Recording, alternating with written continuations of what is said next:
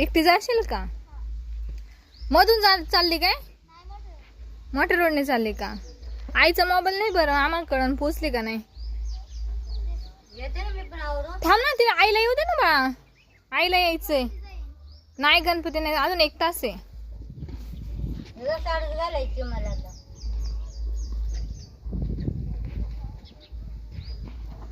ते रस्त्यावर काय आंबे खाल्ले फोटो